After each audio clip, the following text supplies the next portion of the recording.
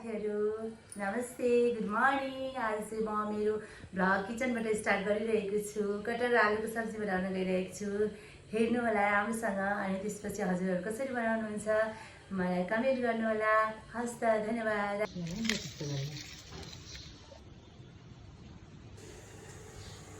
Ready गर्दैछु। अब कराई बसाएर मैले लगाएको छु। मैले तेल हालेँ। कटहरको सब्जीको लागि चाहिँ तेल अलिकति बढी नै हाल्नुपर्ने हुन्छ। सबैभन्दा पहिला तेजपत्ता, त्यसपछि खोर्सानी, मेथी,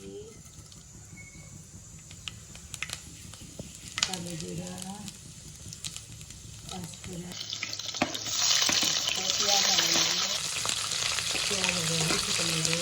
आज मसलाहरू पकाउँदैछु किनकि आलु र कटहर पहिले मैले बोइल गरिसकेको छु। त्यसपछि अनि कटहर आलु एड गर्नेछु। अब नुन चाहिँ स्वाद अनुसार हाल्नुपर्ने हुन्छ किनकि यो मसलालाई नुन हालिसकेपछि राम्रोसँग पाक्न पर्दछ नुनले। अब म मसलाको लागि रेडी गर्दैछु।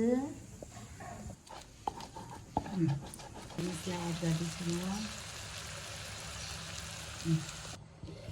अब यसमा म कटहर आलु एड पहिला चाहिँ कटहर हालेँ मैले।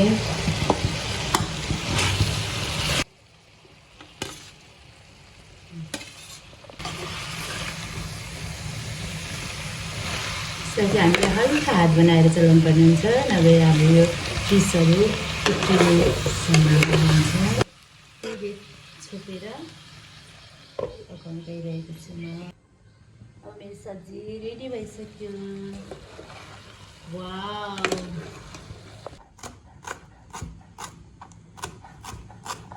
लास्ट मोमेन्टमा चाहिँ म धनिया एड गर्न गइरहेको छु। कटहरको सब्जी असाध्यै मिठो हुन्छ। हजुरहरू पनि एकपल्ट ट्राई गर्नुहोला। अब हाम्रो सब्जी रेडी भयो। अब हामी खाना खानु लागि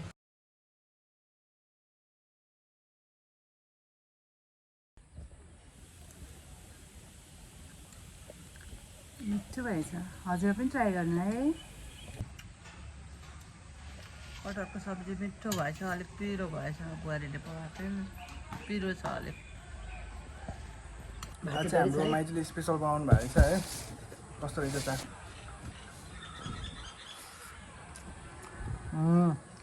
एकदम A1 राइट है। हामी चाहिँ खाना थालिसक्यौँ। हाम्रो आज माइतीले स्पेसल बनाउनु भएको।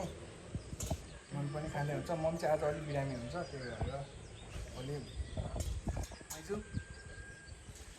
साथीहरू हजुरहरू पनि यसरी बनाएर ट्राई गर्नु होला। एकदमै मिठो हुन्छ।